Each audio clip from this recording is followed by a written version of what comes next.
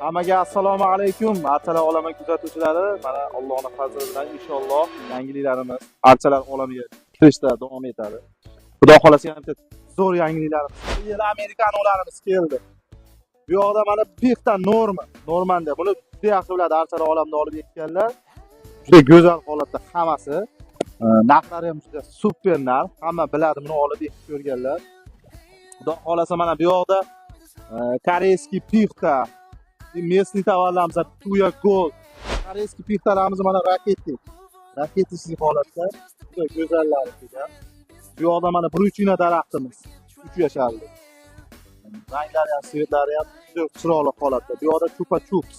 Mana arizonkalarimizni ko'rsating. Mana bo'ylari 2 metr, 2,5 metrgacha.